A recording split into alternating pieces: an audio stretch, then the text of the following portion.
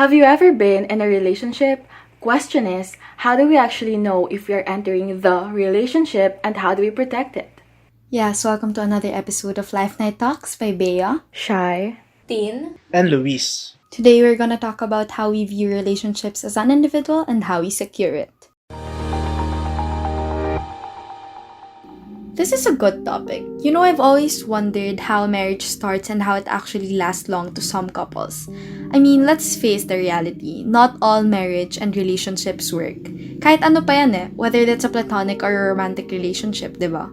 Yeah, that is true. By the way, how do we differentiate the very momentary things from something that will last forever? Saka, paano mo natin masasabi if tama yung papasok nating relationship? How do we really know what's better for us? Well, I don't really have much experience pagdating sa relationship. I've been single for a long time and honestly, I don't see anything wrong with that. Because if I'm gonna love somebody, I'm going to do it with my whole heart and I'm gonna commit to it 110%. Parang I find it unnecessary to be with someone na I don't see myself with in the future. Yes, may feeling kasi talaga na pakiramdam mo, this relationship will last long. While may relationships na kahit hindi mo naman gusto mag-end dahil hindi kayo para sa mga gusto sa buhay and you have different paths in life, you know that this person is temporary lang. Pero the thing is kasi, hindi naman kasi talaga tayo makakahanap ng person na sobrang same natin, di ba? I mean, sa case ng parents ko, they were really opposite. Pero it wasn't in a way na nag-aaway sila just because hindi much yung gusto nila. Kumbaga, in a sense, their differences complement each other. They complement each other, yung mga wala sa isa, meron sa isa. So they consider themselves a perfect match. I think it's really situational or siguro depende talaga how we perceive things. As for me kasi, my mother had a relationship before my dad na they were opposite ng sobra to the point that they don't reach the end na nagkakasundo sila. So, when my mom broke up with a guy, she swore to herself na the next person should be the last. And dapat same sila ng path na tinitake sa buhay and yung views nila in life para they would last long daw.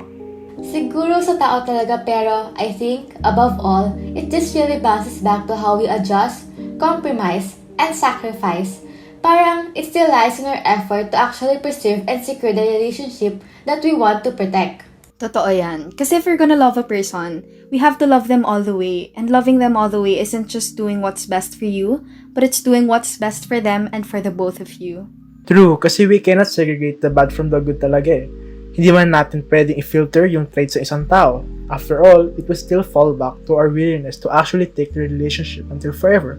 Parang kumbaga, we cannot choose. All of these aspects are there. It's a package.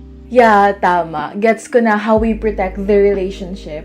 Pero paano ba natin masasabi na yung relationship nga napapasukan natin ay nasa tamang landas? Like what I just said kanina. Dapat talaga package. Adjust, compromise, and sacrifice. Based from experiences lang, maganda talaga na both individual in the relationship ginagawa to. Kasi regardless of their similarities and differences, they have to meet somewhere talaga. Kasi if ginagawa nila yon, it brings out their willingness talaga to be with the person they want. Parang to bring it to the next level. Alam nyo, parang the importance of these three kasi, we have to adjust for the person kasi hindi naman pwedeng yung isa lang lagi yung masusunod Dalawa kayo sa relationship, so dapat makakahanap talaga kayo ng point kung saan magiging one yung decision nyo. Hence, the sacrifice. Not all that we want gets to be followed, so we really need to extend our effort by sacrificing some things, if needed. True. Same with compromise. Compromises build our friendships, our work relationships, our whole approach to life. The way some people approach conflict kasi, they act like it's a battle. Some people talaga will just shrug and say, whatever you want, without realizing how badly that can damage the relationship. Kaya if you really want the relationship, it takes a lot of effort, time, patience, forgiveness, lahat na. Gaya ng sabi natin kanina, it's really all about meeting at one point.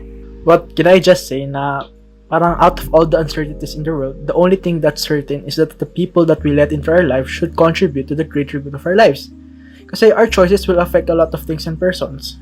Hindi lang tayo, kundi pati na yung magiging mga anak natin or yung next generation sa atin. Alam nyo, yan yung pinaka-totoo. Dapat talaga, once we let someone enter our life, we should really think about how it will affect our future. Especially since we are at the age na nasa adulting phase na tayo ng buhay natin. Kaya agree ako kay Luis. Because if we really think about it, hindi na siya talaga totally personal decision as an individual. But for me, as someone who wants a family, I want someone who can contribute good to my life and my future family. Totoo. Feel ko naman na everybody wants to have that someone that gives positivity in their life. Pero in general sense, to all relationships, we really want people na kaya magbigay ng ikabubuti sa atin. Since nabanggit na rin natin yung family, I just want to say na rin na talagang yung development ng inter-family relationships really require good foundation talaga. Mas lalo na yung spiritual. I feel like God should really be the center of the family. Kasi all in all talaga, family is the one that's responsible for an individual's societal attributes and aspects. Totoo yan. Family talaga kasi is kasama sa journey ng rediscovery ng ecclesial mission proper to the family. And is really responsible for the building of a more just society. It's really our God that shares the same paths as humanity. You know, announcing and witnessing the native unity of humankind with accordance to God's creations eh. Wow, that was so good. Probably one of the best episodes we have recorded yet. I learned a lot on today's talk. Well, it's actually getting late, and if we don't stop now, we may not finish this by the end of this day. Anyway, thank you so much for listening to our podcast, and we hope that you got something out of it. Again, to everyone who's listening, as we figure out ourselves as an individual, as we better the relationships that we have right now, and as we grow our relationship with God, let us set our goals to pursuing another huge part of ourselves in honor to the family that we'll be having soon. Anyway, that is the end of this talk. Thank you guys for listening, and we'll talk on our next podcast. See you soon!